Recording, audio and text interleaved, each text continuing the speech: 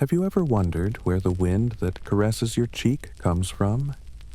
When did it start to blow? Who makes it blow? Who touches your face? Who whispers in your ears? Tonight, I will tell you a story from ancient Turkic mythology about a mother, the owner of the winds. The story of Yel Ana. Lean back, make yourself comfortable. This is a story that will help you shed the weariness of the day. If you're ready, let's begin. Wolvian tells you, in the late hours of the night, about the principal figures of ancient Turkic mythology, and their stories in one long breath all at once. If you want more stories like this to continue, please don't hesitate to support us. We are very grateful for your interest in Turkic mythology. Right where you're listening to us from tonight. Let's meet in the comments. So, come on, let's begin. Imagine, not now, but long, long ago, we're in a time when the world wasn't yet silent, when everything made a sound. In those times, the steppe was more alive than it is now. More. It was breathing.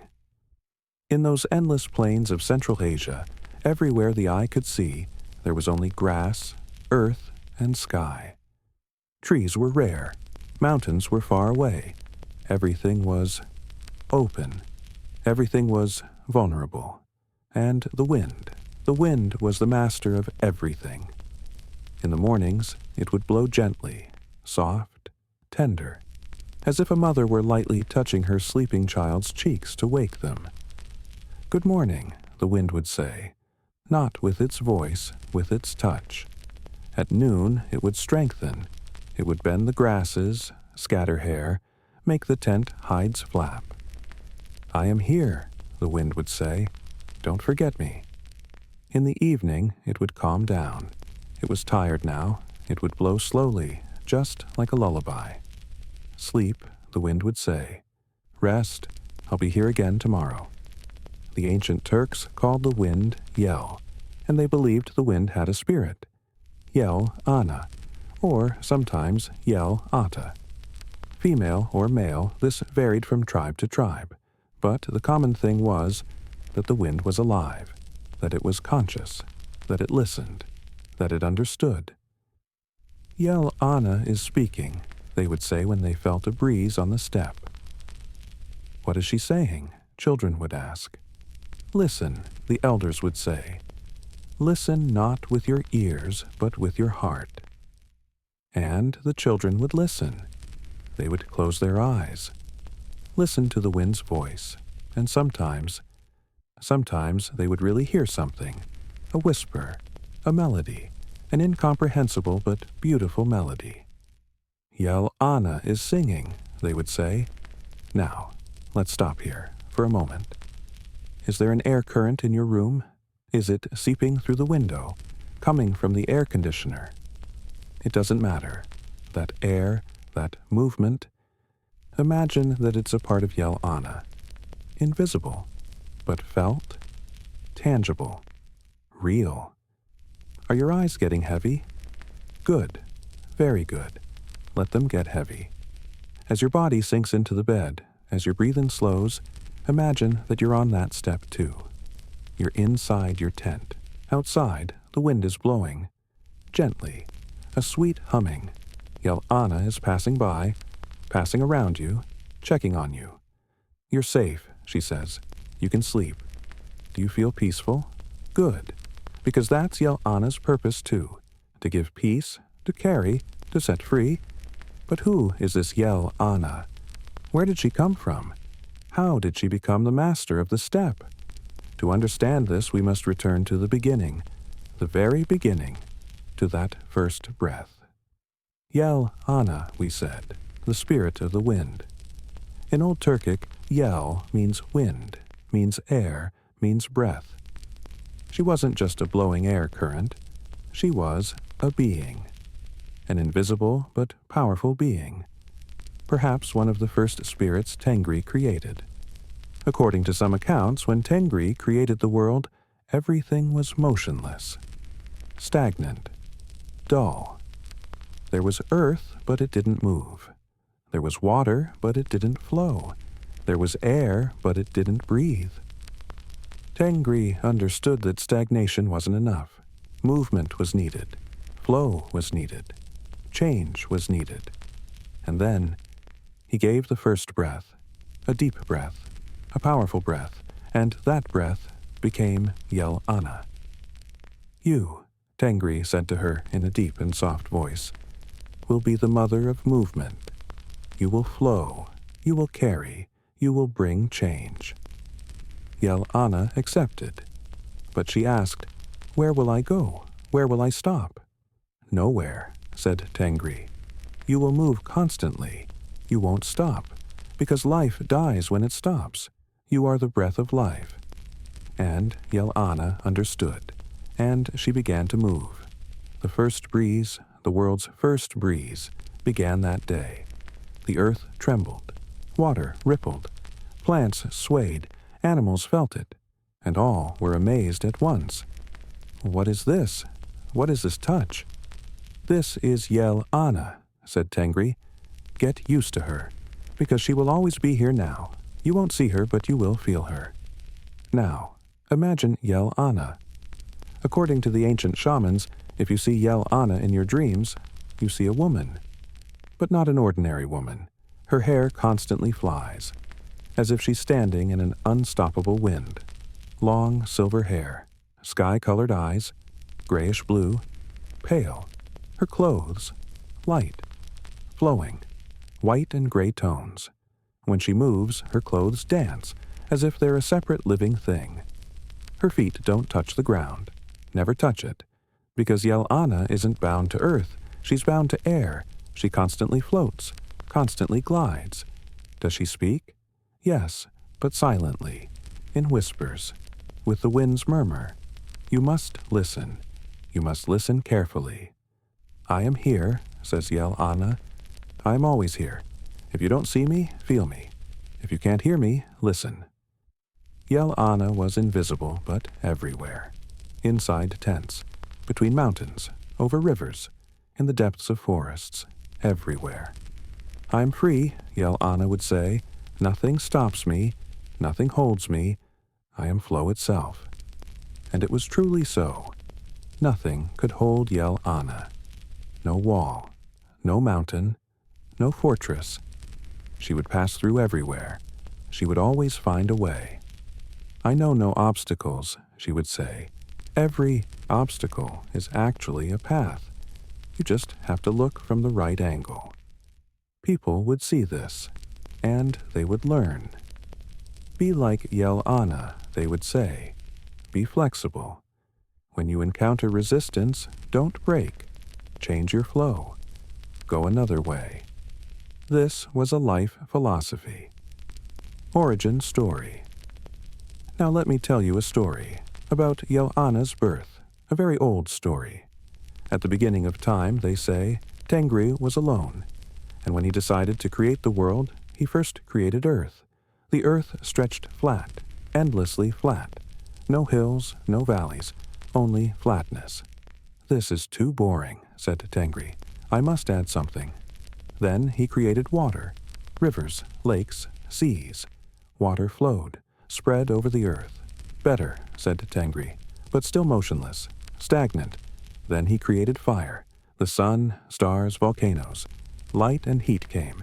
Beautiful, said Tengri, but something is missing. What was missing? Breath, life, spirit. And Tengri made his final creation. He created air, and he gave a spirit to the air. Yel Ana. You, said Tengri, are my freest creation. Nothing binds you. You can go wherever you want. You can move however you want. Yel Ana was happy. Thank you. But do I have a duty? Yes, said Tengri. To move the world, to make water flow, to carry clouds, to spread seeds, to bring change. Without you, the world will freeze. Yel Ana understood. A great responsibility. Yes, said Tengri, but you can do it, because you are patient, you are strong, and you never get tired. How do I not get tired? I'm also a being. Don't I get tired? No, said Tengri, because you are movement itself. Movement doesn't stop. You won't stop either. You will blow forever. Yel Ana thought for a moment. Will I be alone? Tengri smiled. No, you have siblings. I, Dede, Gun Ana, Yer Ana, Supabase. You will all work together. You will all keep the world alive. Yel Ana relaxed. All right, I accept. And since that day, Yel Ana has been blowing. Never stopping, never resting, never giving up. Thousands of years have passed. Millions of days have passed. But Yel Ana is still blowing because she made a promise. And she's keeping that promise. I will blow forever, she had said. As long as the world exists, I will exist too. Here's the second part of the translation.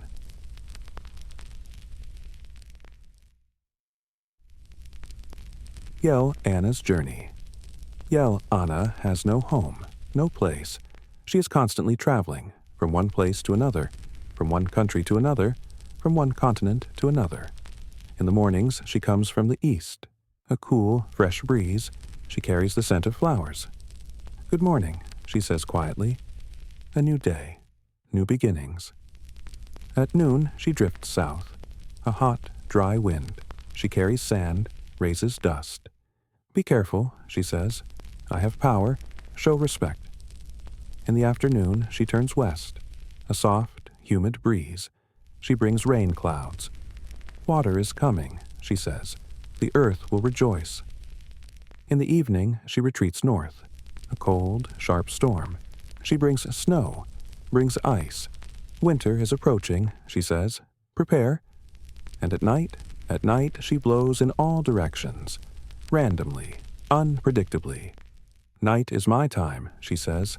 I roam freely. No one sees, but they feel. Yel Ana's journey never ends. Never.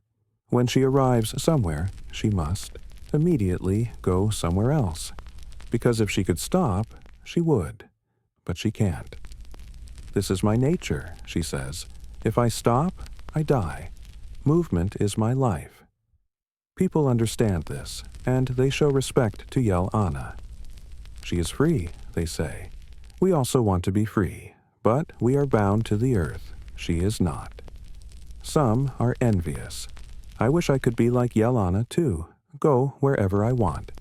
But Yel Ana says, you are bound to the earth.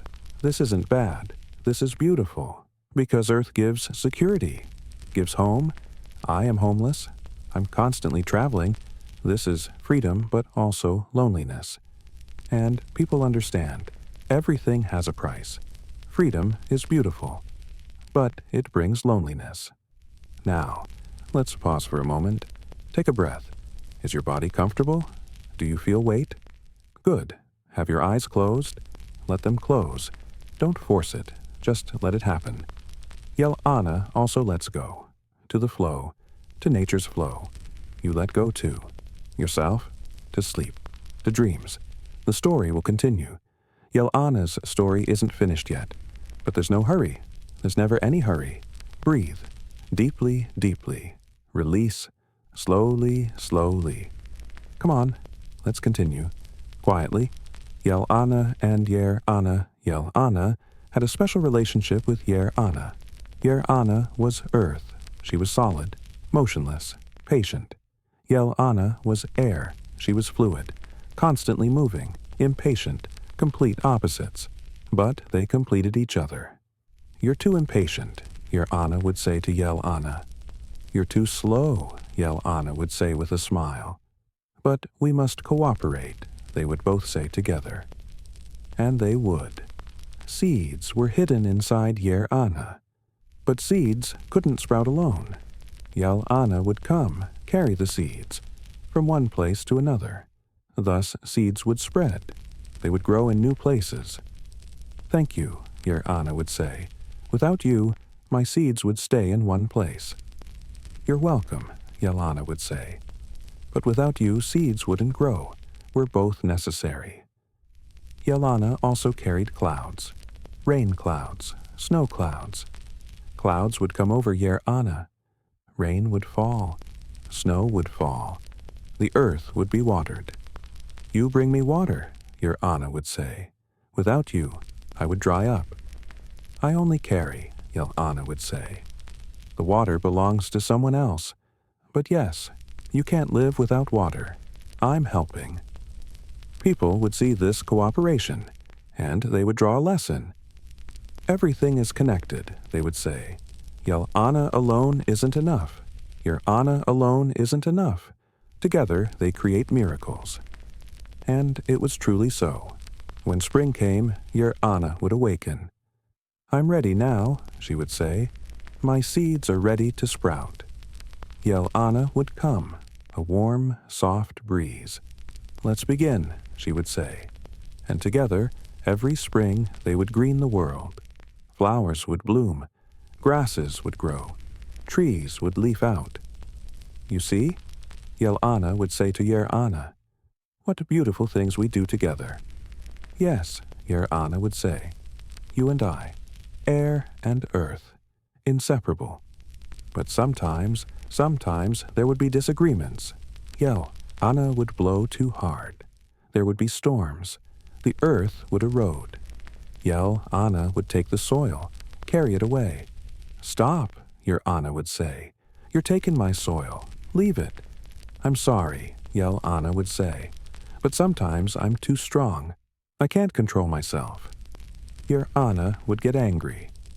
You must control yourself. Otherwise you'll destroy everything. And Yel Ana would try to listen, try to slow down. But that was her nature. Sometimes she would be too strong. I'm making an effort, she would say. But I'm not perfect. You be understanding too. Yer Ana would sigh. All right, I understand. You're also a being. Control isn't always in your hands. And so they would make peace. They would cooperate again, because anger wasn't permanent, but need was permanent. They needed each other. Yel Ana and Water Yel Ana also had a special dance with water. Water would flow in rivers, stand still in lakes, be salty in seas.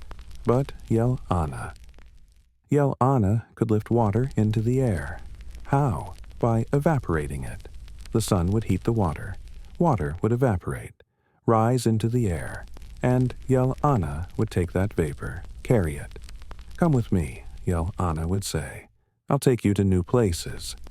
The water vapor would trust, would go with Yel Ana, would become a cloud, would drift in the sky. This is wonderful, the water would say. Everything looks different from up here. Yel Ana would smile. Doesn't it? I always look from here. Everything looks small. Everything seems insignificant. But it is important, the water would say. Everything is important, even if small. You're right, Yel Ana would say. I'm sorry. Sometimes pride comes. Yel Ana would carry the clouds wherever she wanted, over mountains, over plains, over deserts. Rain here, she would say. There's need here. The cloud would become rain, or snow, would fall down, would mix with the earth. Thank you, Yel Ana, the water would say. You took me where I was needed. This is my duty, Yel Ana would say. I am a carrier. Carrying you is my job. But sometimes Yel Ana would get tired. The clouds would be heavy. They had gathered too much water. I can't carry any more, Yel Ana would say. You must come down. But it's not the right place yet, the cloud would say. It doesn't matter, Yel Ana would say. I have no strength left. Come down. And rain would fall. Maybe in the wrong place. Maybe not in the desert, but in the sea. Maybe not in the field, but on the mountain. I'm sorry, Yel Ana would say afterward. I did my best. Water would understand. No problem. You're also a being. You have limits. And so Yel Ana and water would work together. Not perfectly, but well enough. Yel Ana and birds were Yel Ana's closest friends, because birds were also in the air, like Yel Ana. They were free. They could fly. The eagle would soar high. Yel Ana, it would call out. Where are you going today? South, Yel Ana would say. You. I'm going south too. Let's go together. And they would go, together. Yel Ana would carry the eagle. The eagle would fly without flapping its wings. Just glide, with Yel Ana's power. Without you, the eagle would say, I would get very tired. Thank you. You're welcome, Yel Ana would say. Carrying you is easy. You're light. Flocks of geese would migrate, long journeys, thousands of kilometers. Yel Ana, help us, they would plead. It's such a long way. We'll get so tired. Yel Ana would come, would blow from behind, would push the geese. Come on, she would say. I'm behind you. I'm pushing you. You'll use less energy. The geese would be happy. How good. It's so much easier this way. And the journey would take less time, would be less tiring. Thank you, Yel Ana, the geese would say upon arriving. Without you, some of us would have given up halfway. It's nothing, Yel Ana would say. You're also important to me. You keep the sky lively. Sparrows, small birds, were a bit afraid of Yel Ana, because Yel Ana would sometimes be too strong. She would toss small birds around. They couldn't control themselves. Please be gentle, they would say. We're small. Don't blow hard. Yel Ana would be sad. I'm sorry. Sometimes I can't adjust my strength, but I'm trying. And truly, she would blow more softly around small birds, would be more careful. Thank you, the sparrows would say. You're kind-hearted. Yel Ana would smile. You're all my children. I love you all. 2 sections have passed. We've wandered through Yel Ana's world. Now, stop. Feel yourself. Is your body very heavy? Perfect. Let it stay that way. Have your eyes closed? Don't open them. No need. Yel Ana is with you. And you're breathing in. And you're breathing out. She's always with you. Invisible but real. Rest. Be comfortable. The story will continue. But there's no hurry. No hurry at all. Breath, just breath. Here's the third part of the translation. Yel Ana and humans people looked at Yel Ana with complex feelings. Sometimes they loved her, because Yel Ana brought coolness, cleaned the dust, carried seeds. Yel Ana is our abundance, they would say. She spreads seeds. Pollination happens. The harvest is plentiful. Sometimes they feared her, because Yel Ana would become a storm, would knock down tents, would extinguish fires, would bring cold. Yel Ana is angry, they would say. Did we disrespect her?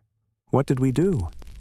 But most of the time they would accept her, as she was. Yel Ana is Yel Ana, they would say. Changeable, unpredictable, but necessary. Every morning, those who came out of their tents would feel the wind. From which direction is it blowing? How strong, cold, or hot? Today, Yel Ana is coming from the southwest, they would say. She'll bring rain. Let's prepare. Or, today, Yel Ana is quiet. Good. We can hunt. Yel Ana was the weather, was the calendar, was the guide. Reading her meant survival. Shamans especially formed a close relationship with Yel Ana, because Yel Ana would take them to the spirit realm, would take the shaman's spirit, carry it away. Yel Ana, the shaman would say in the ritual, take me, carry me to the spirit realm. And Yel Ana would come, would lift the shaman's spirit, would raise it to the sky. Where do you want to go? She would say. I want to see my ancestors, the shaman would say. I want to talk with them. All right, Yel Ana would say. Hold on to me. Don't get lost. And together they would journey through the spirit realm. The shaman would find his ancestors, would talk, would get answers. Then Yel Ana would bring the shaman back to his body. "Thank you, Yel Ana," the shaman would say. "Without you, I couldn't find the way." "I'm always here," Yel Ana would say. "When you call, I come." People didn't make many ceremonies for Yel Ana, because Yel Ana didn't stop. Even during ceremonies, she would come and go. "Yel Ana doesn't like ceremonies," they would say. "She is free. She doesn't like to be bound." But occasionally, on special days, they would show her respect. They would take a piece of cloth, a colorful cloth. They would write a wish on it, or draw a pattern. Then they would hang that cloth in a high place, on a tree, on a pole, on top of a rock. "Yel Ana," they would say, "this cloth is for you. Let it dance with the wind. Let it carry our wishes." And the cloth would flutter in the wind for years, until it wore out, until it fell apart. "Yel Ana took our wishes," they would say. "She carried them away. Maybe she delivered them to Tengri, and they would hope, they would believe." Story 1. The Lost Traveler. Now let me tell you a story, an old story about Yel Ana. Once upon a time there was a young man. He was a merchant. He would transport goods from one city to another. One day he set out on a long journey. He had to cross a desert, a dangerous desert, but there was no other way. "Be careful," they told him. "If you lose your way in the desert, you'll die. The sands will swallow you." "Don't worry," the man said. "I'm experienced. I look at the stars. I'll find my way." And he set out. The first days went well. His camels followed. He found direction by looking at the sun. But on the third day, a storm arose, a sandstorm. Yel Ana blew wildly, lifted the sands. Everything darkened. Nothing could be seen. The man was frightened. "What will I do? I can't see. I'll get lost." His camels stopped, crouched on the ground. "We'll wait," they said. "Let the storm pass." But the storm didn't pass. It lasted for hours. The sun set. It still continued. The man became hopeless. "I'm going to die here. No one will find me." But then he heard a voice, like a whisper, within the wind. "Stay. Stay calm." The man was surprised. "Who's speaking?" "Me. Yel Ana." "Yel Ana, did you cause this storm?" "No, not me. My sibling, my mischievous sibling. I will help." The man didn't understand. "How will you help? You're also wind. Listen. Listen to me. Follow my direction. I'll get you out." The man didn't trust, but he had no other choice. "All right, I trust you." And Yel Ana blew quietly, gently. Even in the middle of the storm, she was a different wind, softer, more determined. The man felt that wind, felt its direction. "This way?" "Yes, walk, continue." He walked for hours, blindly, trusting only that soft wind. And when morning came, the storm ended. The man looked. He saw an oasis. There was water. There were trees. "I'm saved," he shouted, and he heard Yel Ana's voice one last time. "I told you, trust me," the man cried from joy, from gratitude. "Thank you, Yel Ana, you saved my life." Later, when that man returned, he told everyone this story. "Yel Ana is real," he said. "She's not just wind. She's alive. She cares. She helped me." And people listened, believed, and showed more respect to Yel Ana. Story 2. The Whispering Child. Another story. In a village, there was a small child. He always had to stay home because he was sick, a weak child. He couldn't go outside. He would sit by the window, watch outside, watch the children, while they played, while they ran. "I wish I could play too," he would think, "but I can't." One day, the window was open. The wind blew, entered inside. The child felt it. "Wind," he said. Nice. Then he heard a whisper. Hello? The child was surprised. Who's speaking? Me, Yel Ana. Who are you? I'm just a child. I'm sick. I can't go outside. Yel Ana was sad. I'm so sorry, but I can bring you something. What? The world. I traveled at this world. I see everywhere. I'll tell you about it. Do you want? The child was happy. Yes, I really want that. And from that day on, every day, Yel Ana came, entered through the window, talked with the child. Today, I was in the mountains, she said. There was snow. White, pristine. It was very beautiful. The child listened, imagined. Continue. Then I went to the sea. There were waves, high waves, foamy, salty, refreshing. The child smiled. More. Then I went to the forest. There were trees. Leaves rustled. Birds sang. It was peaceful. The child was happy. Every day he waited for Yel Ana. Every day he listened to new stories. Months passed. The child grew, got stronger. One day the doctor came, looked. Good news, he said. You're getting better.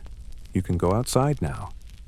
The child was happy, but then he became sad. But Yel Ana, I won't be able to see her anymore. When I play outside, I won't be able to talk with her. Mother smiled. Nonsense.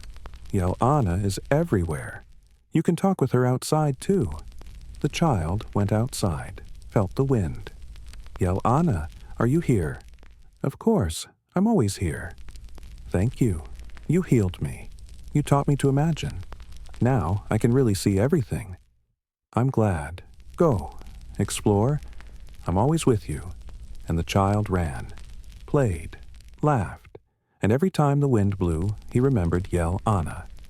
That child grew up, became an adult, but he never forgot. He told his own children, Yel Ana was my friend. When I was sick, she showed me the world. I'm grateful to her. And this story, too, from generation to generation, was told. Story 3, Yel Ana's Tears. There's also this story, a sad story.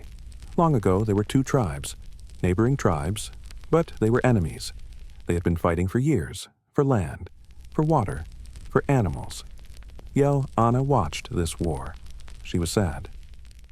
Why are they fighting? She asked Yer Ana. Everything is sufficient. Why don't they share?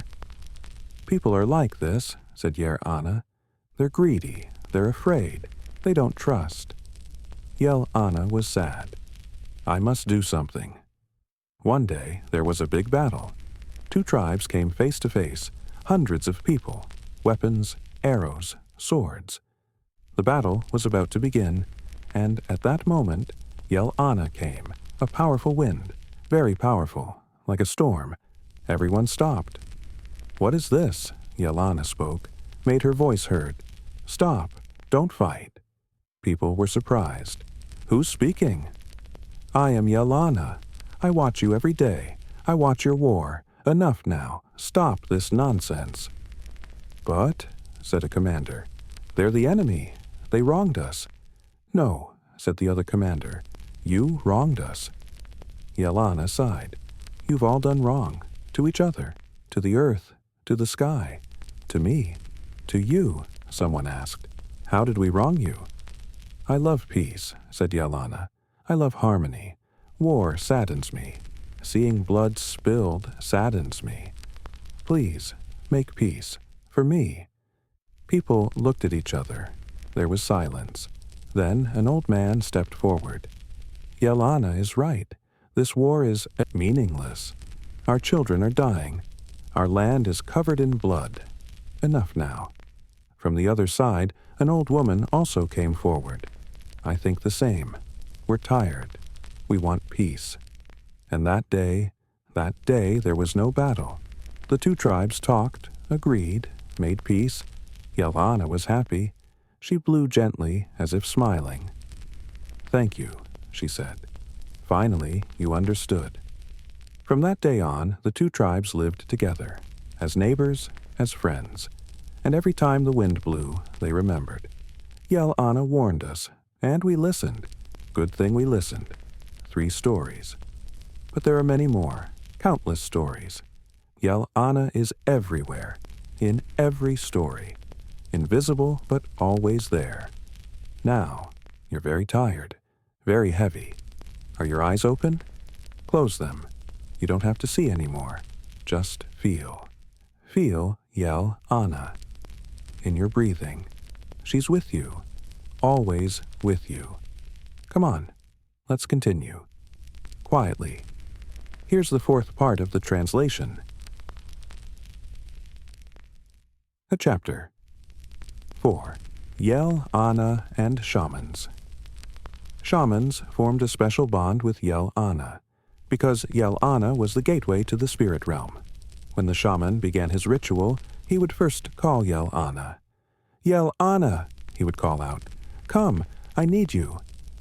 And Yel Ana would come, would enter the tent, would circle around inside. People would feel it. A cold breeze, goosebumps would rise. Yel Ana has come, they would say. The ritual can begin. The shaman would start beating the drum, a fast, monotonous rhythm. Boom, boom, boom, boom. He would dance, would spin. His eyes would roll back, and in a moment, his spirit would leave his body. At that moment, Yel Ana would take the spirit. Are you ready? She would say. Yes, the shaman's spirit would say. Take me. And Yel Ana would lift the shaman's spirit, would raise it to the sky, or descend it underground. In the spirit realm, everything was different. There was no time, no space, only spirits. The shaman would find the spirit he was looking for, would talk, would ask questions. Why is this child sick? He would say. The spirit would answer. Because a spirit is bothering him. You must drive away that spirit. How? With this prayer, with this ceremony. The shaman would learn. Then he would want to return. Yel Ana, he would call out. Take me back. Yel Ana would come. Hold on to me. Don't get lost. And the shaman's spirit would slowly return to his body. The shaman would open his eyes. Tired, sweaty, but full of knowledge. I understand, he would say. I know what I must do. And he would heal, or make prophecies, or give advice, all with Yel Ana's help. Without you, the shaman would say to Yel Ana, I am nothing. You take me, you bring me back, I'm grateful to you. This is my duty, Yel Ana would say. I am a bridge between 2 realms. Yel Ana and music. Yel Ana loved music very much, because she was also a melody, the melody of the universe. When the kopuz was played, the strings would vibrate, would make sound, and that sound would spread through the air, would be carried by Yel Ana. Music is heard because of me, Yel Ana would say. Without me, sound comes out from somewhere, goes nowhere. People knew this. Yel Ana is the carrier of music, they would say. When the flute was played, air would pass in through it, and that air was a part of Yel Ana. I am inside the flute, Yel Ana would say. I create the notes. When songs were sung, vocal cords would vibrate. Air would come out of the mouth, and that air was Yel Ana. I am the breath of the song, Yel Ana would say. That's why musicians, before playing, would pray to Yel Ana. Yel Ana, today I will make music with you. Please help me. Let my voice be beautiful. Let my notes be right. And Yel Ana would help. The music would come out more beautiful, more harmonious, more emotional. Music is Yel Ana's gift, people would say. Yel Ana and silence. But sometimes Yel Ana wanted to stop. She would get tired. She had been blowing for too long. She wanted to rest. Can I stop for a bit? She would ask Tengri. No, Tengri would say. If you stop, the world stops. You cannot stop. But I'm very tired. Please, just one day. just a few hours. Tengri would think, all right, but only in one place, only in a small area. Don't stop everywhere. Thank you, Yel Ana would say. And sometimes in some places Yel Ana would completely stop. The wind would cease. There would be silence. Complete silence. People would feel it. The wind has stopped. Very strange. They would feel the air hot and heavy. Breathing would become difficult. Yel Ana is sleeping, they would say. Let's not wake her. And they would wait patiently. After a few hours, Yel Ana would wake up, would start blowing again. Ah, much better, she would say. Resting was good. People would breathe easy. Yel Ana has returned. Everything has returned to normal. But those moments of silence, those moments were valuable, because they taught people something, Yel Ana's value. How hard it is without her, they would say. We don't notice the air, but when she's gone, we understand how important she is. And they would show more respect to Yel Ana. We danced, listened to music, told stories. Now, there is a very deep weariness. Does your body not want to move? Let it not. Leave it that way. Are your eyes heavy? Very heavy? Good. Let them stay closed. Yel Ana will blow again tomorrow. You'll feel it when morning comes. But now, it's time to sleep. Let go of yourself. Yel Ana and the Seasons. In every season, Yel Ana was different. Different faces, different spirits. In spring, Yel Ana was young. Cheerful, she would bring warm winds. Wake up, she would say. Winter is over. Now is the time to grow. She would touch the flowers, would take their pollen, carry it, would take it to other flowers. Pollination, she would say. I do this. I spread life. Birds would migrate, would return north. Yel Ana would help. Come on, she would say. I'll push you. You'll go easier. Spring was hope, was renewal, was beginning. In summer, Yel Ana was mature, calm, but powerful. At noon it would get very hot, the wind would decrease, the air would become heavy. I'm resting, Yel Ana would say. Noon is my rest time. But evening she would come again, a cool breeze, soothing. There, she would say, I brought you coolness. You can rest. Summer was fertility, was abundance, was maturity. In autumn, Yel Ana would age, would become sluggish, would become melancholic. She would drop leaves, would pluck them from trees, scatter them to the ground. Everything has an end, she would say. Leaves also fall, die, but they meet the earth, become fertilizer, become a source for new life. Autumn was farewell, but preparation for new beginnings. In winter, Yel Ana would become harsh, merciless, cold. She would bring hurricanes. Blizzards would arise. She would scatter snow. I'm sorry, she would say, but this is my nature. In winter, I'm harsh. You must endure. People would close themselves in their tents, would sit by the fire, would wait. Yel Ana is angry, they would say, but it will pass. Everything passes. And it would pass. When winter ended, Yel Ana would soften again. Forgive me, she would say. I was harsh, but it was my duty. People would understand. Seasons are like this. Yel Ana changes with them. We must accept. Yel Ana and mountains were the places Yel Ana challenged, because mountains were obstacles. High, solid, motionless.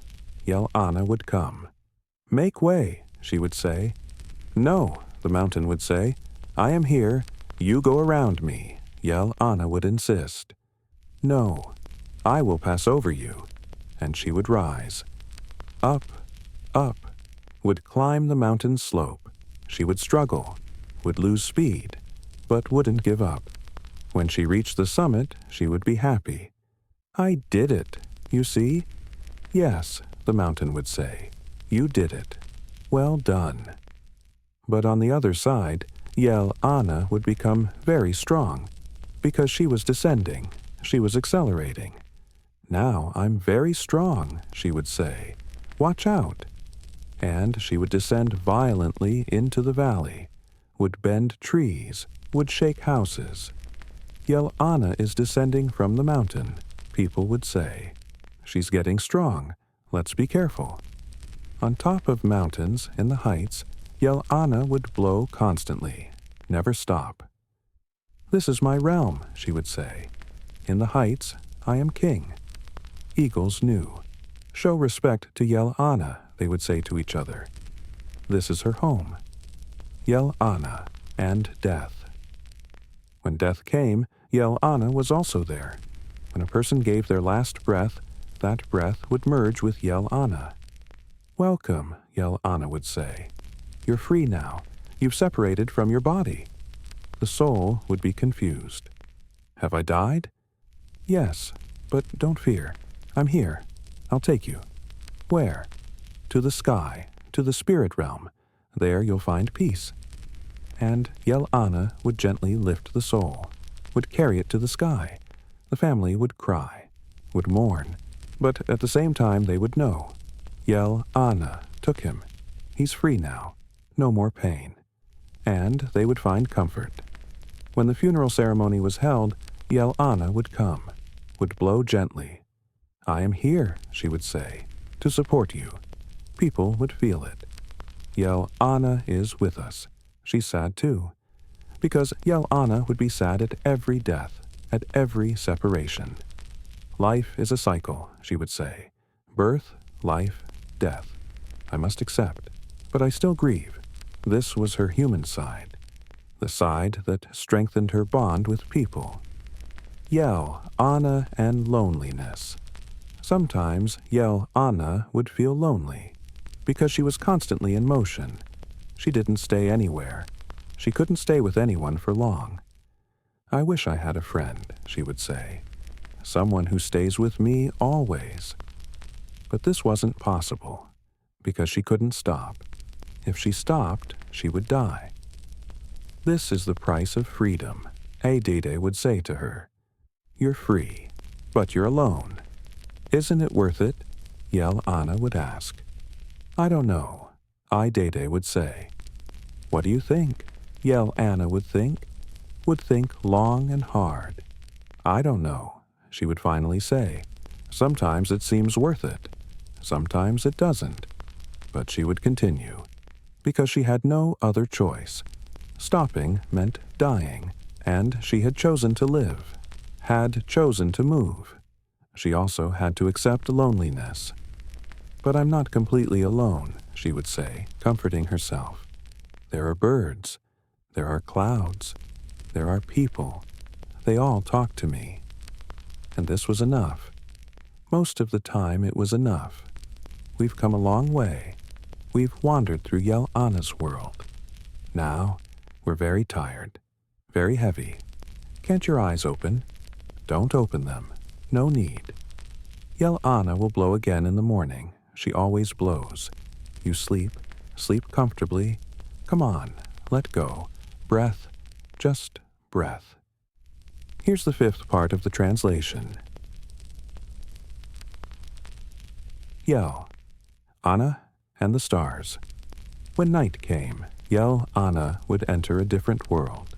During the day she worked with the sun, carried warmth, took clouds away. But at night she talked with the stars. Hello, she would say to the stars. You're always there. You never move. Yes, the stars would say. We are fixed. You are mobile. We're opposites. But we're friends, Yel Ana would say. Aren't we? Of course, the stars would say. You visit us. Every night. We wait for you. As Yel Ana wandered through the sky, she would pass among the stars. Some stars would shine cold, would give blue light. You're cold, Yel Ana would say. Like me, in winter I'm also cold. Some stars would shine warm, would give red light. You're like fire, Yel Ana would say. You resemble Gun Ana. The stars would smile. We're all in the same family, but each of us is different. Just like people, Yel Ana would say. When meteorites fell, Yel Ana would follow them. Where are you going? She would ask. To the ground, the meteorite would say. I can't stay in the sky anymore. I'm falling. Are you sad? No, the meteorite would say. This is my journey. Everything has an end. And Yel Ana would watch the meteorite on its final journey. With respect, silently. Goodbye, she would say. Safe travels. When she encountered I Dede, they would greet each other. Good night, I Dede, Yel Ana would say. Good night, Yel Ana, I Dede would say. Where were you today? Everywhere, Yel Ana would say. You know, I'm everywhere. Aren't you tired? I Dede would say. I am tired, Yel Ana would say. But I can't rest. You can rest during the new moon, but I can't rest. I Dede would understand. It must be hard. It is hard, Yel Ana would say, but I'm used to it. This is my fate. And they would spend the night together, quietly, each in their own work. I, Dede, would slowly drift across the sky. Yel Ana would carry souls, two friends, two sky spirits, understanding each other. Yel Ana and dreams. When people slept, they would dream, and in dreams, they would often see Yel Ana. Sometimes they would dream of flying, that they had wings, that they were gliding through the air. This is me, Yel Ana would say. I'm showing you how to fly. I'm showing you how to be free. Some would dream of falling. They would fall through emptiness, would be scared. Don't be afraid, Yel Ana would say. I'll catch you. You won't fall. And truly, in the dream, at the last moment they would be caught. A soft wind would embrace them. You see, Yel Ana would say, I'm always here. Some would dream of being lost, in an unknown place, unable to find their way. Follow me, Yel Ana would say. Feel the wind. I'll take you. And the wind would guide them, would show them the right way. When they woke up in the morning, people would remember. I had a strange dream, they would say. I was flying, but I wasn't afraid. It was as if someone was carrying me. Yel Ana, the elders would say. She visited you. It's a good sign. In some dreams, Yel Ana would appear in human form, a woman with silver hair, flowing clothes, feet that didn't touch the ground. Come with me, she would say. I have something to show you. And she would take the person to the sky, to the mountains, over the oceans. Look, she would say, how beautiful the world is. You always live down there in a small spot, but from here, everything is visible. The person would look with admiration. So beautiful. Yes, Yel Ana would say, this is my world. Every day I look from here.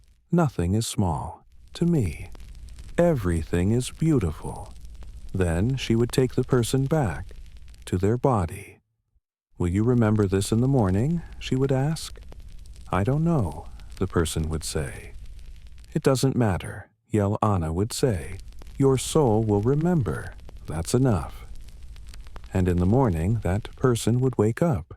Maybe wouldn't remember the dream exactly, but a feeling would remain. A feeling of flight, a feeling of freedom. I feel different today, they would say. Lighter, freer. Yel Ana visited you, those who knew would say. You're blessed. Yel Ana and children. Children loved Yel Ana very much, because children love to play, and Yel Ana would play games with them. When they flew kites, Yel Ana would come. Come on, she would say, try to catch me. The kite would rise. The children would run, would hold the string. Higher, they would shout. Yel Ana, take it higher. Yel Ana would push the kite with a smile. to the sky, to the clouds. Be careful, she would say. If it goes too high, you'll lose it. Doesn't matter, the children would say. It's fun. In autumn with leaves, Yel Ana would blow the leaves around. Children would jump into piles of leaves. Yel Ana would lift the leaves.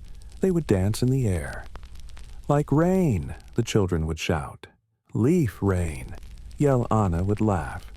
I'm doing this for you, so you'll be happy.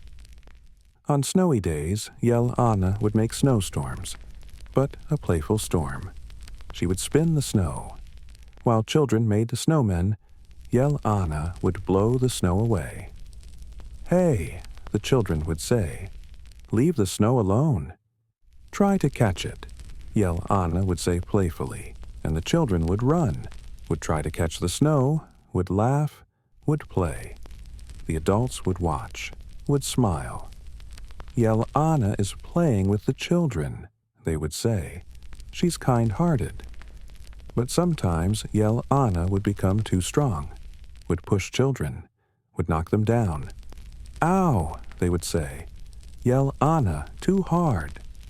Yel Ana would immediately regret it. I'm sorry. I couldn't control my strength.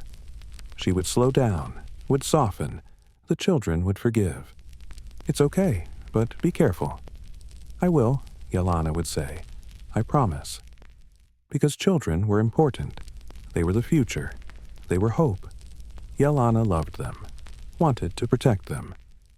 Yel Ana and the elderly also loved Yel Ana, but with a different kind of love, because the elderly had seen much, had seen many storms, had seen many breezes. Yel Ana was always there, they would say. She was there when we were born. She's there now. She'll be there when we die. An old man would sit in front of his tent every day, would watch the wind. What are you doing? They would ask him. I'm listening to Yel Ana, he would say. She's telling me stories. What stories? Stories of distant lands. She sees many places, she tells me. People would smile. The imagination of the elderly, they would say. But that man was serious. He really heard Yel Ana. Today she came from the sea, he would say. There's a salty smell. She's carrying the sound of waves. How do you know? They would say. I feel it, he would say. I've been listening to Yel Ana for 70 years. Now I understand her language. Old women would sing old songs, songs about the wind. Yel Ana, Yel Ana, where did you come from? From the mountains or from the plains? Bring us hope and news, from distant lands, from our loved ones. A simple song, but emotional. When Yel Ana heard it, she would slow down, would listen carefully. Beautiful, she would say. They remember me. They love me. This makes me happy. Elderly people on their deathbeds would wait for Yel Ana. Soon, they would say. Soon Yel Ana will take me, will carry my soul away. The family would cry. But the elderly person was calm. Don't cry, they would say. Yel Ana is gentle. There's nothing to fear. And when they gave their last breath, truly there would be a light breeze, would enter the tent, would take the soul, would carry it away. Welcome, Yel Ana would say. It was a long life. Now it's time to rest. The elderly person's soul would be at peace. Thank you, Yel Ana. I always loved you. I loved you too, Yel Ana would say. I loved everyone. All of you. We've wandered much through Yel Ana's world. Now, there's a very deep tranquility. Does your body want to move? No, not at all. Will your eyes open? No, never. Yel Ana is with you, in every breath, in every second. She's always there, even while you sleep. Rest, rest completely. The story continues, but you rest. Yel Ana and other spirits. Yel Ana wasn't a solitary spirit. There were other spirits in the world: fire spirit, water spirit, earth spirit, forest spirit, mountain spirit, each different, each powerful. But all were Tengri's children. Yel Ana would sometimes argue with the fire spirit. "You're too dangerous," Yel Ana would say. "You burn everything." "So are you," fire would say. "You also cause storms. You knock down tents." "But I don't burn. You burn." "Burning isn't bad," fire would say. "Burning cleanses. The old goes, the new comes," Yel Ana would think. "Maybe you're right, but I'm still afraid of you." "I'm also afraid of you," fire would say. "You can extinguish me. If you blow too strong, I die." "Then we both must be careful," Yel Ana would say. "Yes," fire would say, "we must show respect to each other." And they would do so, would respectfully keep their distance. But they weren't enemies. Just, they were different. It was better with the water spirit. Water and wind were in harmony. "You carry me," water would say. "Thank you." "I thank you," Yel Ana would say. "You cool me, give me humidity." They would dance together. Yel Ana would ripple the water. Water would cool Yel Ana. On lake surfaces, on sea surfaces, there would be small waves, the dance of the two. "How beautiful," people would say watching. "Water and wind are dancing." The earth spirit was heavy, slow, patient. "You're too fast," earth would say. "You can't stay in one place." "You're too slow," Yel Ana would say. "You never move." "Each has a duty," earth would say. "I must be stable. You must be mobile." "But sometimes I want to be with you," Yel Ana would say. "I want to stop." "I know," earth would say, "but you mustn't. That's not your nature." Yel Ana would sigh. "I know." The forest spirit was mysterious, would live inside the trees. "You scare me," forest would say. "You bend my trees, you break my branches." "I'm sorry," Yel Ana would say, "but you also help me. With your leaves you filter me, clean me." "True," forest would say, "we cooperate, but please be gentle." "I will be," Yel Ana would say. "I'll make an effort." The mountain spirit was the proudest. "I am the greatest," it would say, "the highest, the most powerful." "No," Yel Ana would say. "I'm more powerful than you, because you can't move. I can go everywhere." "But I'm here forever," mountain would say. "You're temporary. You come and go." "I'm also here forever," Yel Ana would say. "I just don't stay in one place." Both were right. Both were powerful, in different ways. Eventually, they would make peace. "All right," they would say, "we're both important." Yel Ana and the flow of time. Did Yel Ana feel time? For people there was time. Past, present, future. But for Yel Ana, time was different. "I am in every moment," she would say. "I was in the past. I am in the present. I will be in the future." "But do you remember?" they would ask. "Do you remember the past?" "Yes," Yel Ana would say. "I remember everything. I remember the first breath, the first wind, the first storm." "Isn't it exhausting, remembering so much?" "Sometimes," Yel Ana would say. "But forgetting is also frightening. If I forget, I'll forget who I am." Thousands of years had passed. Yel Ana had always been there. Empires had been founded, had fallen. Yel Ana had watched. "They came, they went," she would say. "But I remained." Cities had been built, then abandoned, had become ruins. Yel Ana had blown through them. "Stones remain," she would say, "but souls go." Interesting. Languages had changed. Old Turkic was no longer spoken. New languages had come. "But I still speak my same language," Yel Ana would say. "The language of wind, the universal language." People had changed, but the essence was the same. They're still being born, still living, still dying, Yel Ana would say. Nothing has changed. What would the future be like? I don't know, Yel Ana would say. But I'll be there, that's certain. Technology would advance. Spaceships would be built. People would go to other planets. Can I go too? Yel Ana would ask. I don't know, Tengri would say. Is there air there? If there is, I'm there too, Yel Ana would say. Wherever there's air, I exist. Maybe one day people would fully understand Yel Ana, scientifically, at the molecular level. But they'll still feel me, Yel Ana would say. Science can explain, but feeling never gets old. Yel Ana and the depth of loneliness. Night, deep night. Yel Ana felt most lonely. Everyone was sleeping. Animals were sleeping. Birds were sleeping. Only Yel Ana was awake, constantly moving. I wish I could sleep too, she would say. Just for one night. Just for 1 hour. But she couldn't sleep. Because sleep meant stopping. Stopping meant death. She would look at the stars. You are lucky, she would say. You can stop. I cannot. The stars wouldn't answer. They would just shine, silently. Moon Grandfather would sometimes notice.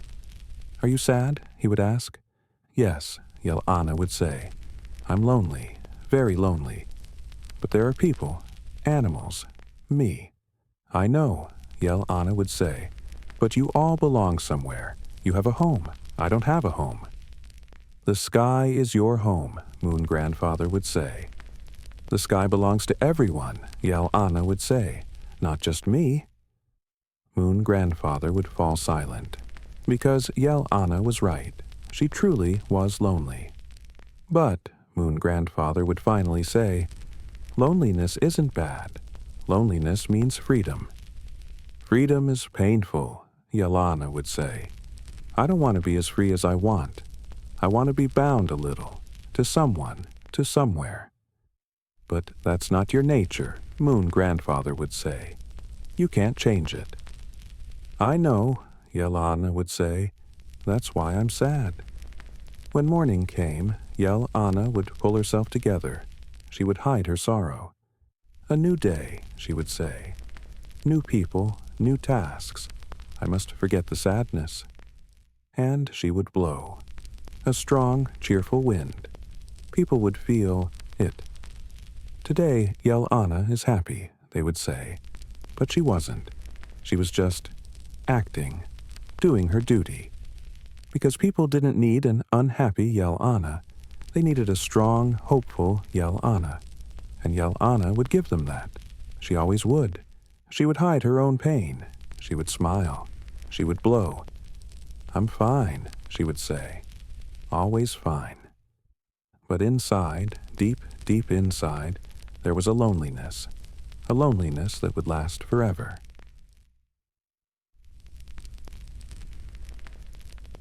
We've come a long way. We've learned much. Now, you are very deep, very far away. Your body is here, but your soul, who knows where? Perhaps with Yel Ana, in the sky, flying, beautiful. Let it be so. The story continues, but you rest, completely rest. Yel Ana and faith. Times changed. New religions came, Islam came, Christianity came, Buddhism came. The old beliefs, the Tengri faith, slowly were forgotten. They no longer believe in Tengri, Yel Ana would say. They no longer believe in me. She was sad, because her bond with people was weakening. But they still feel you, Moon Grandfather would say. Their faiths may change, but you don't change. You're still wind. True, Yel Ana would say, but they no longer speak with me. They no longer pray to me. Perhaps they pray with different names, Moon Grandfather would say. Yel Ana thought. Perhaps. The new religions also had wind. The Quran spoke of wind. Allah sends the winds, it said. The Bible also had wind. The Spirit is like the wind, it said. So I'm still there, Yel Ana would say. Only the name has changed. People now showed respect differently. They no longer hung old cloths. They no longer sang old songs. But still, when the wind blew, they would stop. They would feel. Allah's work, Muslims would say. The wind blows by Allah's command. God's breath, Christians would say. Yel Ana would smile. The name doesn't matter. What matters is that they feel. Shamans decreased, nearly disappeared. No one asks me to take them to the spirit realm anymore, Yel Ana would say. I don't do those things anymore. But sometimes, very rarely, someone who remembered the old ways would emerge. In the mountains, in remote villages, an old woman or man. Yel Ana, they would say quietly. Are you still there? Yes, Yel Ana would say. Always here. I haven't forgotten you, the person would say. I still love you. Yel Ana's eyes would tear up, if she had eyes. Thank you, she would say.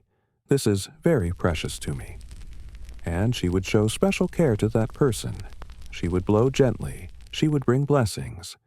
You remembered me, she would say. I will remember you too. Yel Ana and the modern world cities grew. Skyscrapers rose. Everything became concrete. Yel Ana was surprised. What is this? Humans, Yer Ana said. They've changed. They no longer live with nature. Yel Ana tried to enter the cities, but it was difficult. Buildings blocked her. Narrow streets trapped her. This place is suffocating, she said. I can't breathe. But she found a way. Through side streets, wide avenues, parks. I can still come, she said. They can't stop me. People mostly didn't notice her. They were too busy, looking at their phones, rushing about. Stop, Yel Ana said. Feel me. I'm still here. But they didn't hear. Most didn't hear. Only sometimes. Sometimes someone would stop, would lift their face, would close their eyes. Wind, they would say. How beautiful. And Yel Ana would rejoice. Someone remembered. Someone felt. Parks were Yel Ana's favorite places in cities, because there were trees there, grass, children. This is better, she said. This feels like home. When children flew kites, Yel Ana would still help. Come on, she would say. Let me help you, just like in the old days.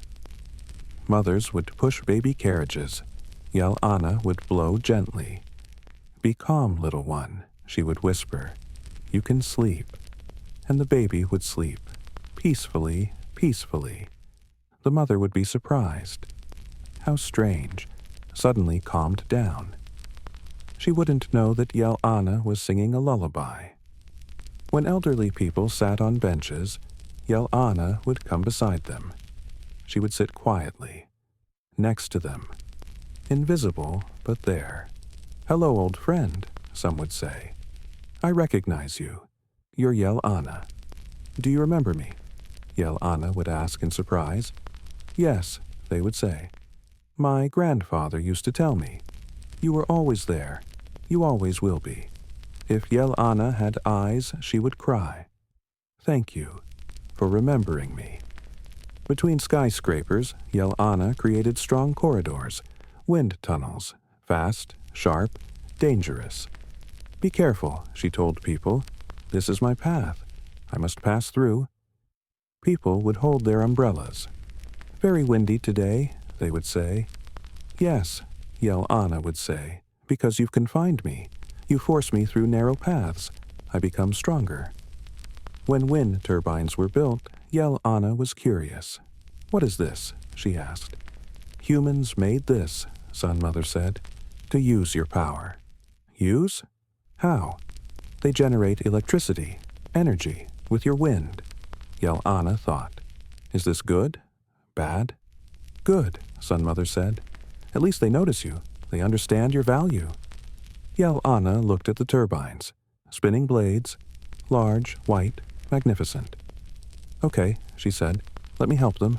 And she blew strongly. The turbines turned, generated electricity.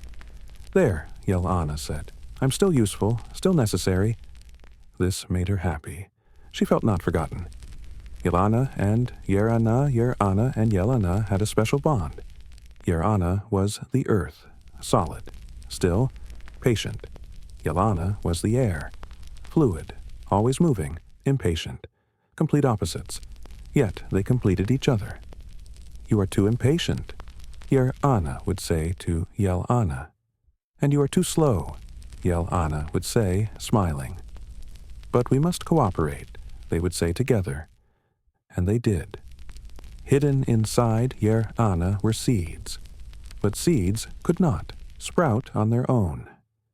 Yel Ana came and carried the seeds from one place to another. Thus seeds spread.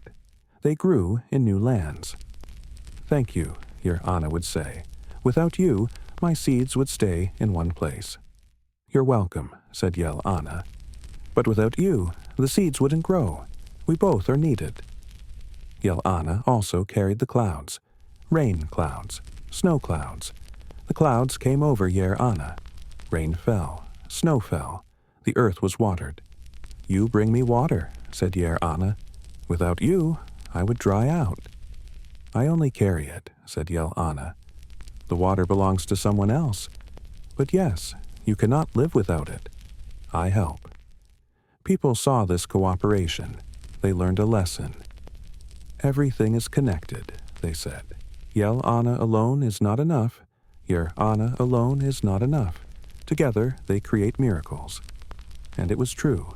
When spring came, Yer Ana awakened. "I am ready," she would say. "My seeds are ready to sprout." Yel Ana arrived. Warm, gentle breeze. "Let's begin," she said. And together, every spring, they made the world green. Yel Ana and the Forest. The forest spirit was mysterious. It lived among the trees. "You scare me," said the forest. "You bend my trees. You break my branches." "I'm sorry," said Yel Ana. "But you help me too. With your leaves you filter me. You clean me." "True," said the forest. "We cooperate. But please, be gentle." "I will," said Yel Ana. "I will try." Yel Ana and the Mountains. The mountain spirit was the proudest. "I am the greatest," it said, "the highest, the strongest." "No," said Yel Ana, "I'm stronger than you, because you cannot move. I can go everywhere." "But I remain forever," said the mountain. "You are temporary. You come and go."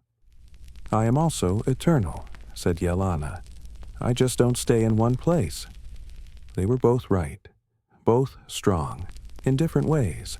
Eventually, they made peace. "All right," they would say. "We are both important." Yel Ana and the flow of time. Did Yel Ana feel time? For humans, there was time. Past, present, future. But for Yel Ana, time was different. "I exist in every moment," she said. "I was in the past. I am in the present. I will be in the future." "But do you remember?" they asked her. "Do you remember the past?" "Yes," said Yel Ana. "I remember everything. I remember the first breath, the first wind, the first storm." "Is it tiring to remember so much?" "Sometimes," she said. "But forgetting is frightening. If I forget who I am." Thousands of years passed. Yel Ana was always there. Empires rose, empires fell. Yel Ana watched. "They came and went," she said, "but I remained. Cities were built, then abandoned. They became ruins. Yel Ana blew through them. Stones remain," she said. "But spirits leave. Interesting." Languages changed. Old Turkic disappeared. New tongues appeared. "But I still speak my language," she said, "the language of the wind, the universal language." Humans changed, but their essence didn't. They are still born, still live. Still die, said Yel Ana. Nothing has changed. What will the future be? I don't know, she said, but I will be there. Technology would advance. Humans would build spaceships. They would travel to other planets. Can I go too? Yel Ana asked. I don't know, said Tengri. Is there air there? If there is air, I am there, she said. Wherever there is air, I exist. Maybe one day humans would understand her scientifically, atom by atom. Yel Ana and other planets. One day, humans went to space. They went to Mars. Yel Ana was curious. Is there air on Mars? Very little, said Yer Ana. Thin atmosphere, weak winds. Can I go? I don't know. Try. Yel Ana stretched, far, far away, to Mars, and she felt it. Very faint, very thin, but something was there. There is something, she said, wind-like but different. Mars winds were cold, thin, dusty. Hello, said Yel Ana. Hello, said the Martian wind, a strange voice, echoing, metallic. Who are you? I don't know. I have no name. I just blow. I am Yel Ana, she said. From Earth. Earth, said the Martian wind. It is rich, full of air, full of life. Here, it is empty. Are you sad? I don't know. What is sadness? Yel Ana understood. The Martian wind had no soul, only physics. Maybe one day, she said, humans will give you a soul. Maybe, said the Martian wind. I will wait. Yel Ana returned to Earth. Mars is lonely, she said, very lonely. Yel Ana and Aelin. Yel Ana told stories, ancient times, her own legend. Aelin listened, imagined, felt joy. They used to call you Yel Ana, she said. Yes, said Yel Ana, the old days. I will still call you Yel Ana. Thank you, said Yel Ana. Her voice trembled. Thank you so much. Aelin grew up, became a youth activist. She fought climate change. I do this for Yel Ana, she said in her speech, and for all nature spirits. We must not forget them. People looked at her oddly. Nature spirits? But some understood. Some remembered.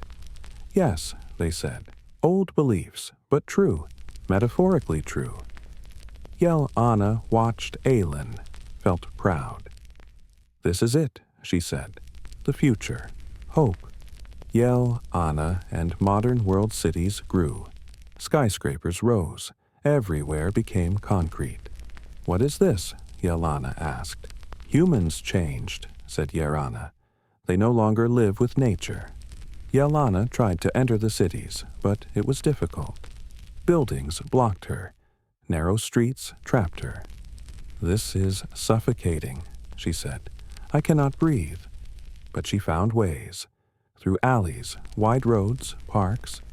I can still come, she said. They cannot stop me. Most people didn't notice her. They were too busy, looking at their phones, rushing around. Stop, said Yel Ana. Feel me. I am still here. Yel Ana and the Seasons. In each season, Yel Ana was different. Different faces, different moods. In spring, she was young, joyful. She brought warm breezes. Wake up, she said. Winter is over. Time to grow. She touched flowers, took their pollen, carried it, helped pollination. Birds migrated north. She helped them. Come on, she said. I'll push you. It will be easier. Spring was hope, renewal, beginning. In summer, she was mature, calm but strong. Midday heat silenced her. The air was heavy. I am resting, she would say. In autumn, she was thoughtful, sometimes sad. Leaves fell. She carried them. It's time, she said. Everything must return to the earth. In winter, she was fierce. She brought storms, blizzards, flying snow. Sorry, she said, but this is my nature. I am harsh in winter. You must endure. People waited in their tents. by the fire.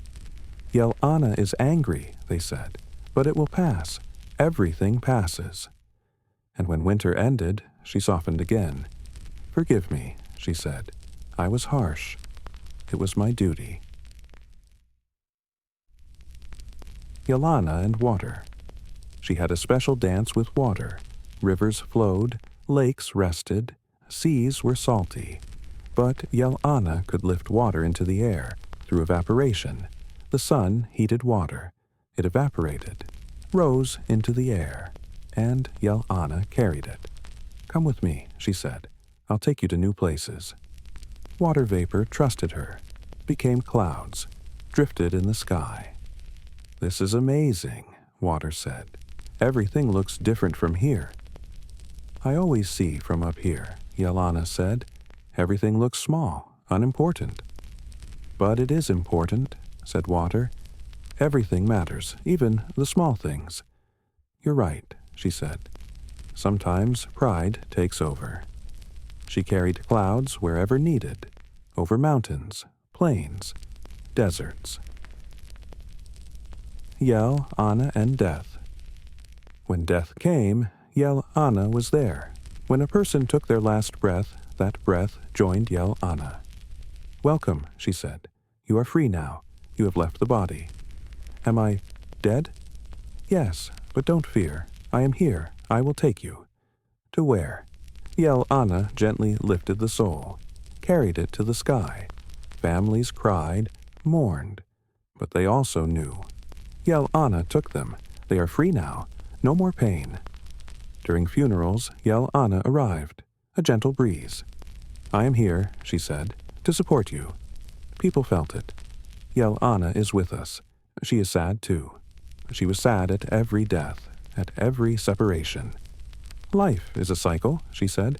Birth, life, death. I must accept, but it still hurts. Yel Ana and loneliness. Sometimes Yel Ana felt lonely. She was always moving, never staying, never able to remain with anyone for long. I wish I had a companion, she said, someone who could stay with me forever. But it wasn't possible. If she stopped, she would die. This is the price of freedom, said the moon. You are free, but alone. Is it worth it? Yel Ana asked. I don't know, said the moon. What do you think? She thought, long and deep. I don't know, she said. Sometimes it feels worth it. Sometimes it doesn't. But she continued, because she had no choice. To stop was to die. I'm not completely alone, she told herself. Birds talk to me. Clouds talk to me. Humans talk to me. And that was enough. Most of the time. Stories of Yel Ana. Story 1. The Lost Traveler. A young merchant traveled through a dangerous desert. A sandstorm came. He lost his way. He panicked. Then a whisper. Stay. Calm. Who is that? I am Yel Ana. You created this storm. Yes, but I will help you. Why? You are not meant to die today. She guided him with a soft wind. He followed her direction blindly for hours. By morning, he reached an oasis. You saved me, he cried. I told you, trust me. He later told everyone, Yel Ana is real. She saved my life. The story, 2. The Whispering Child. There was a sick child who couldn't go outside. He watched other children play. One day, the window was open. The wind blew in. Hello, a whisper. Who are you? I am Yel Ana. Who are you? I am just a child. Sick. I can't go outside. I am sorry, said Yel Ana, but I can bring you the world. And she did, telling him stories from everywhere she traveled. The child listened, imagined, laughed, and he was never lonely again. Yel Ana, traditions and faith people, once offered her prayer cloths. They wrote wishes on fabric and tied them to trees. The cloth fluttered for years. Yel Ana took our wishes, they said. She carried them to Tengri. In holy books she appeared differently. God sends the winds, said the Quran. The spirit is like the wind, said the Bible. So I am still there, she said, only the name changed. Yel Ana and Peace's return. As climate change slowed, storms weakened. Good, she said.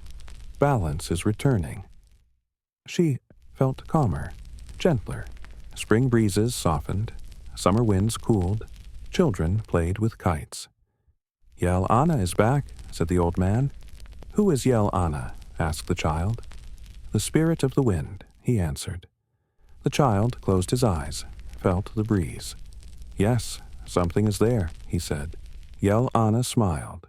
I am not forgotten. Yel Ana and the future, thousands of years will pass. The world will change. Humans will change. But Yel Ana won't. I am eternal, she says. As long as the world breathes, I breathe. People may forget her name, forget her stories. But when a breeze touches their faces, they will feel something. Familiar, ancient, forgotten, but still here. What is this?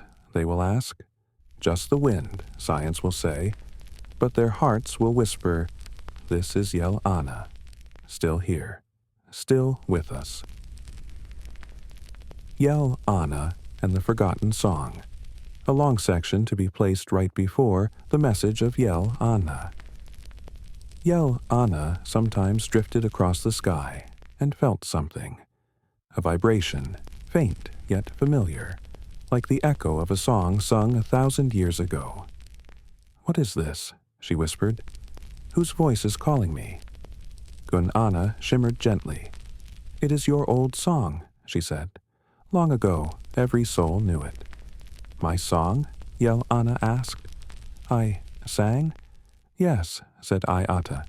When the world was young, before mountains finished rising and before rivers carved their paths, your song awakened life. Yel Ana stopped in midair. Within her, a thin melody trembled, soft, delicate, ancient. But I cannot remember it, she said. Why did I forget? Because you carried too much, Ata replied. For thousands of years you held human breath, sorrow, joy, fear, hope. Each emotion left a mark upon you. Over time, they buried your song. So where is my song now? Yel Ana asked. Inside the hearts of humans, Gun Ana said, but they have forgotten it too. Yel Ana drifted below the clouds. She looked at the world, the dark cities, glowing roads, rushing crowds. They run, she said, always running, never listening. Yes, Ata answered, and so your song faded. On the hunt for the lost melody, Yel Ana decided to search for her forgotten tune. She swept across the ancient steppes, lands where horses once thundered, and nomad children laughed under wide skies. As she passed through the tall grass, something stirred, a faint tone, almost too weak to hear. That is it, she said, a piece of my melody. But the melody was scattered. One fragment in the mountains, another in the forests, another in the deep seas. Yel Ana set out to gather each piece. The note in the mountains. When she reached the mountain tops, a cold stillness wrapped around her. There is something here, she said. A note, an ancient breath. The mountain spirit spoke slowly. You left a melody here long ago, but time is harsh. Even wind can be worn down. Will you give it back to me? Yel Ana asked. The mountain considered. I want something in return, it said. A truth. What truth? Why have humans changed so much? Why do they no longer look upward? Why do they no longer feel you? Yel Ana sighed. Because they are tired, she answered. The world sped up, but their hearts didn't. Yet hope remains. Some still feel. Some still remember. The mountain rumbled softly. Then take your note, it said. A thin strand of sound, cold and sharp, rose from the stone. Yel Ana caught it gently. One piece recovered, she whispered. Many more remain. The note in the forest. Yel Ana glided toward the deep forest. Birds hushed as she arrived. Leaves quivered in anticipation. I sense another fragment, she said. The forest spirit emerged, tall and branching. I held part of your song for ages, it said, but I changed it, softened it, made it gentle.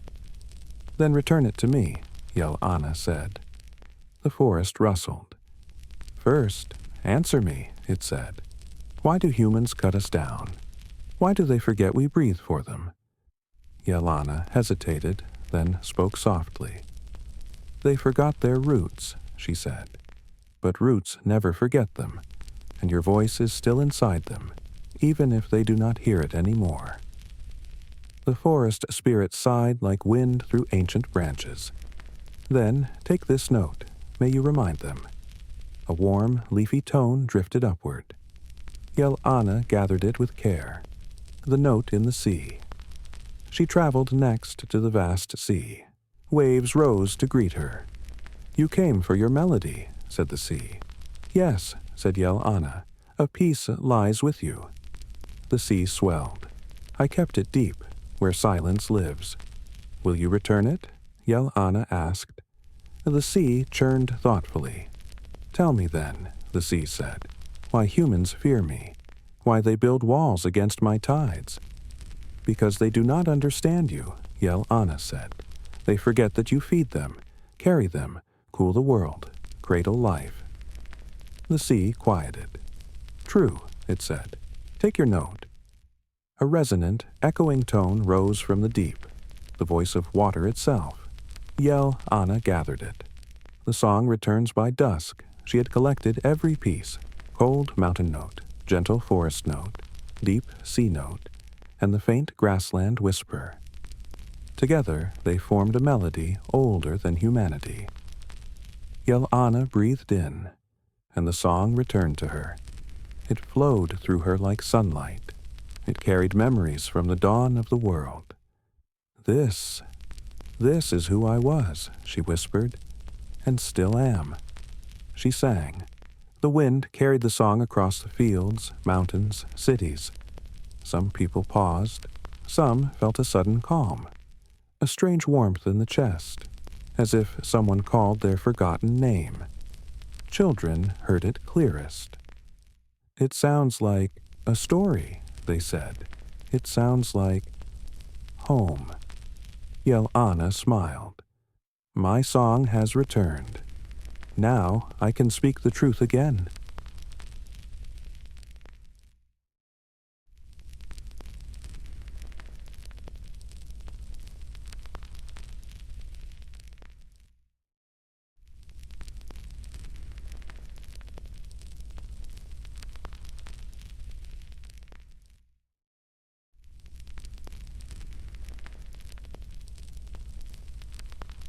Yel Ana, and the memory of the first world, a long mythic chapter to place before the message of Yel Ana. There were memories Yel Ana rarely touched, memories from before stories existed, before languages formed, before humans even stood upright. They were old, older than mountains, older than water, older even than the idea of time. One night, as she wandered across a quiet valley, a strange pull tugged at her, as if something ancient whispered her name. Yel Ana. The voice was soft, cracked, almost forgotten. She followed it into the silence. The place before remembering, she reached a barren plain. No trees, no stones, only a vast emptiness where the air itself felt older than memory. This place, Yel Ana murmured. I know it. You do, said a voice, the voice of the first world, the world that came before the world humans knew. You breathed your first breath here, it said. My first breath? Yes. Before life began, before sunlight touched the ground, before even Tengri shaped the sky. Yel Ana hesitated. I remember nothing. That is why you are here, said the first world, to remember what belonged to you. A wave of wind, silent yet heavy, rolled across the plain. Sit, said the first world. I do not sit, Yel Ana laughed gently. I move. Then rest in whatever way you know, the first world replied. So she rested, floating above the dust, still for the first time in centuries. The first breath, the first world showed her something, a darkness without fear, a silence without loneliness, a stillness waiting to wake. Then, a spark, a tremor, a breath, not from lungs, not from a body, but from existence itself. That breath was you, said the first world. You were the first motion in a motionless world.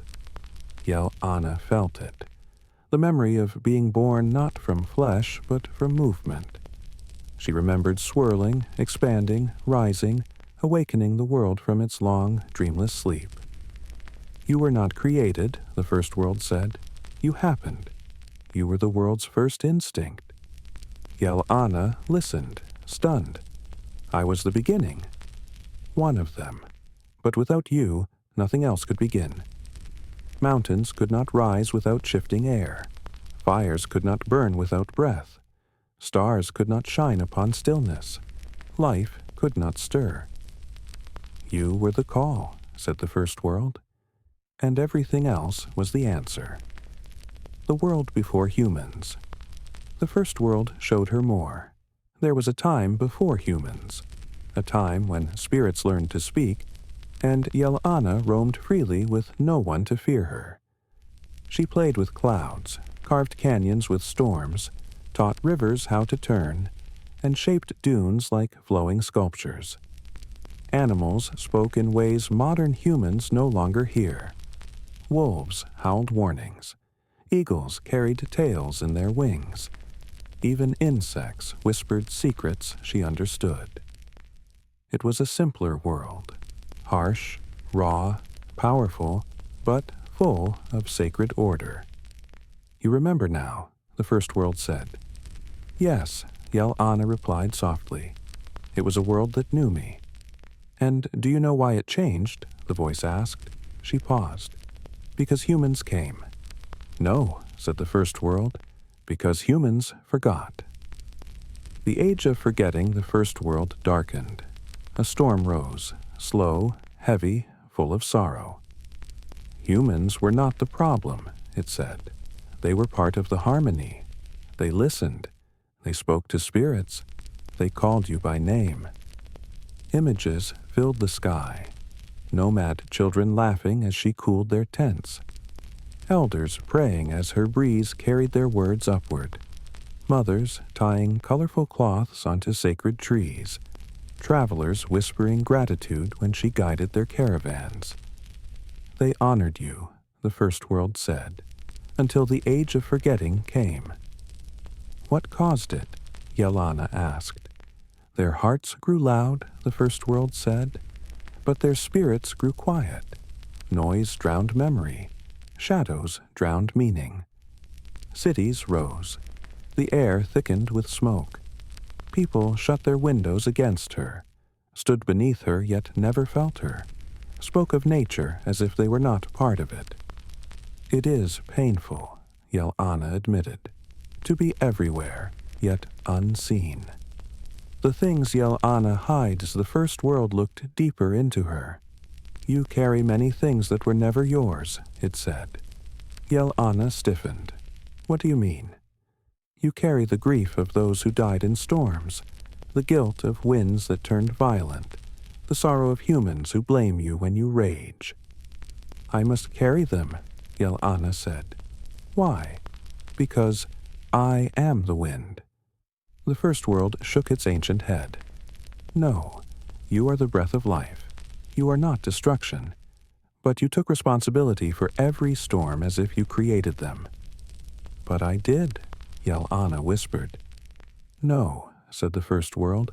Storms are born from imbalance. You do not cause imbalance. You respond to it. Yel Ana trembled. She had never heard those words, never believed she deserved them. "You are not a punishment," the first world said gently. "You are a reminder." The return of her true name. "Do you know your oldest name?" the first world asked. "My name is Yel Ana." "That is the human name," it said. "Beautiful, yes, but not the first." "Then what was I called?" "You were simply the first breath. No mother, no father, no beginning, only movement awakening stillness." "That is who you truly are," said the first world, "the first breath the universe took." Yel Ana felt the name settle into her being, simple, ancient, infinite. "And your forgotten song," the first world continued, "was the echo of that first breath." Yel Ana closed her eyes. She felt the melody return, not as notes, but as purpose. "I understand now," she said. "I know why I must continue. The promise of the future." "Will the world ever remember me again?" Yel Ana asked. "Yes," said the first world, "when they are ready, not when they are forced." "And when will that be?" "When they finally look up," it said. "When they open their windows, when they feel you and realize you never left. And until then, you will keep watch," the first world said, "as you always have." Yel Ana lifted herself gently from the silent plain. "Thank you," she said, "for giving me back what I lost." "Go," said the first world. "Bring your breath to those who still listen. Carry hope to those who have none. Carry stories to those who forgot. Carry life to where it weakens." "And my song?" Yel Ana asked. "Sing it," said the first world, "whenever the world grows too heavy. Sing it so they may remember what breath truly means." Yel Ana rose into the sky, glowing with ancient light, the first breath reborn. And as she moved, winds shifted gently across the earth, carrying a melody so old that every soul recognized it, even if they could not name it.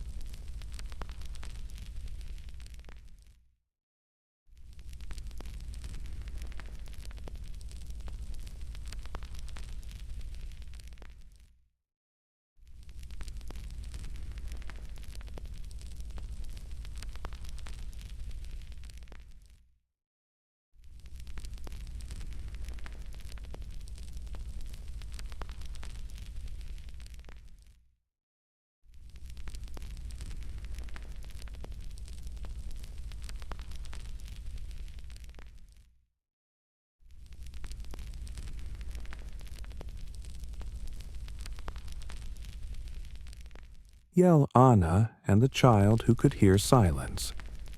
Another long chapter to expand the story before the message of Yel Ana. There was once a child who could hear things others could not. His name was Aren. He lived in a small village where the wind rarely reached, a place surrounded by heavy hills and dense, unmoving forests. People there spoke loudly, worked loudly, argued loudly. But Aren preferred silence. Silence was the only thing that made sense to him. Yet silence, for Aren, was never truly quiet. There was always something inside it, a whisper, a rhythm, a presence. He would sit outside at dusk, close his eyes, and listen to the stillness around him. One evening, he heard it clearly. "Aren." A breath, barely a voice. Aren looked up. Who said that?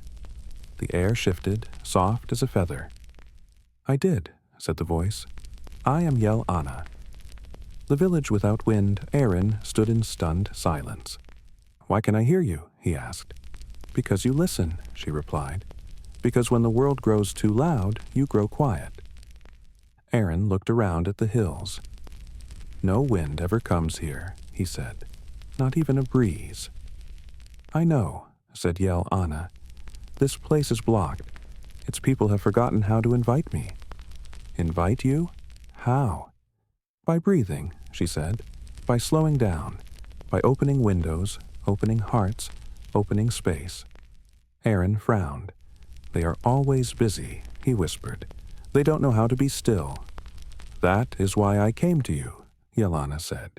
You can still hear silence, and silence is where I live most clearly. The night of the still air that night, Aaron could not sleep.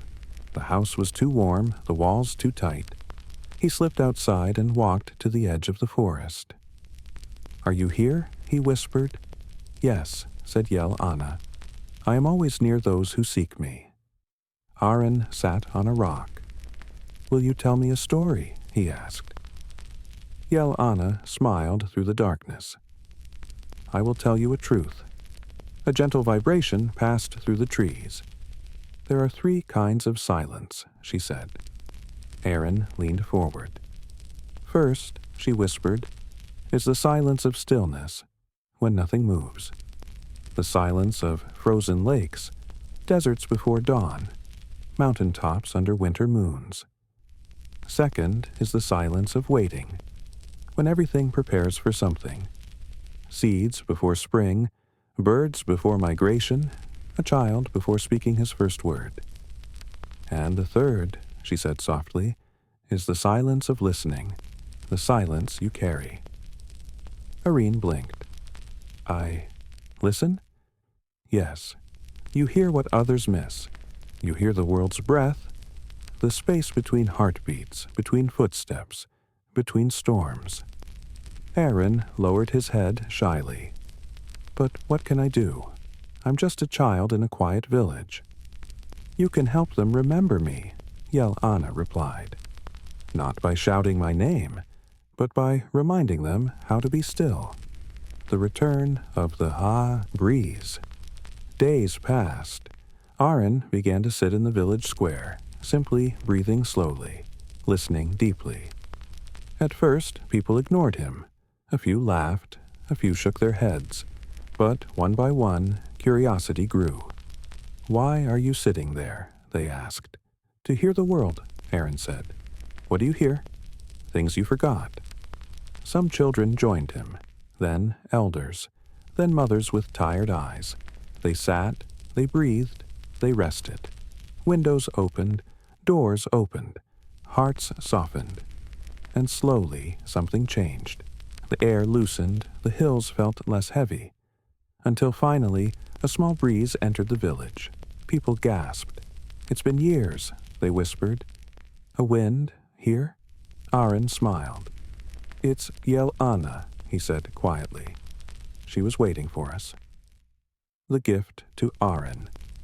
That night, Yel Ana visited him again. You have done something remarkable, she said. Aaron shook his head. I only listened. That is why, said Yel Ana, because listening is the beginning of remembering. Aaron looked up at the night sky. Will you always come now? Not always, she said. Wind must move.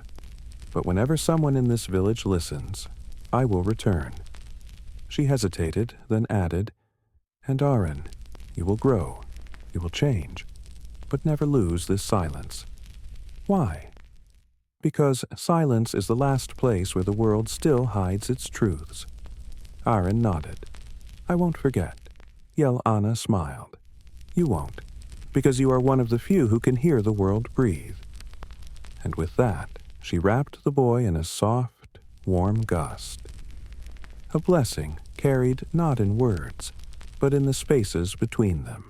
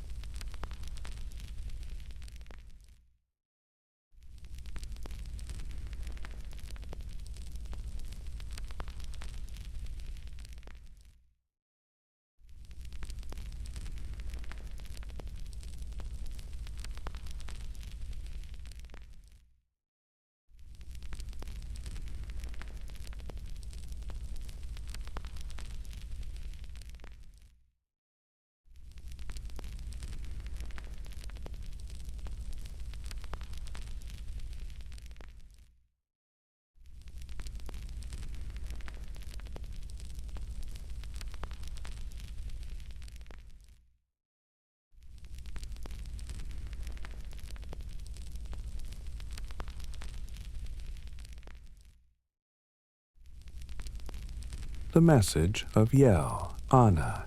Yel Ana has one message, a simple message.